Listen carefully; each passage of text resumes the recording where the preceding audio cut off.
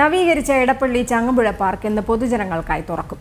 GCDAയുടെ നേതൃത്വത്തിലാണ് നവീകരണ പ്രവർത്തനങ്ങൾ പൂർത്തിയായത്. മുഖ്യമന്ത്രി പിണറായി വിജയൻ നവീകരിച്ച പാർക്ക് ഉദ്ഘാടനം ചെയ്യും. വൈകിട്ട് 5:30-ക്കാണ് ചടങ്ങ്.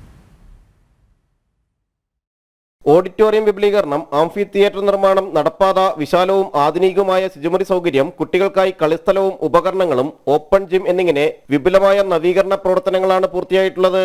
4.24 കോടി രൂപയുടെ CSMRL സാമ്പത്തിക സഹകരണത്തോടെയാണ് നവീകരണം. പരിസ്ഥിതി സംരക്ഷണത്തിന് കൂടി പ്രാമുഖ്യം നൽകിയാണ് ചങ്ങമ്പുഴ പാർക്ക് നവീകരണം പൂർത്തിയാക്കിയതെന്ന് ചങ്ങമ്പുഴ സാംസ്കാരിക കേന്ദ്രം പ്രസിഡന്റ് P. പ്രകാശ് പറഞ്ഞു. പാർക്കിലൊട്ടാകെ 55 വിവിധ ഇനങ്ങളിൽപ്പെട്ട മരങ്ങളാണ് ഉള്ളത്.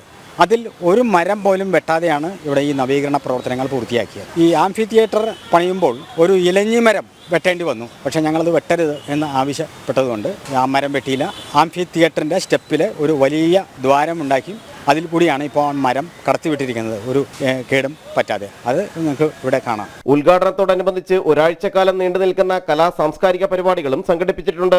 വർഷത്തിൽ എല്ലാ ദിവസവും കലാ സാംസ്കാരിക പ്രവർത്തനങ്ങൾ അരങ്ങേറുന്ന കേരളത്തിലെ ഏക സാംസ്കാരിക കേന്ദ്രമാണ് ചങ്ങമ്പുഴ പാർക്ക്.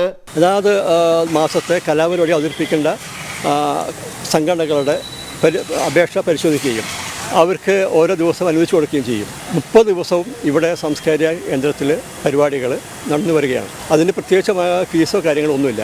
അതാണ് ഇപ്പോൾ കാലങ്ങളായിട്ട് നടന്നുകൊണ്ടിരിക്കുന്നത്. ഒരു ബാൽക്കണിയിൽ ഇരുന്നു കൊണ്ട് കൂടുതൽ കലാസ്വാദകർക്ക് കലകൾ ആസ്വദിക്കാനാകുന്ന വിധം ഓഡിറ്റോറിയം വിപുലമാക്കിയിട്ടുണ്ട്.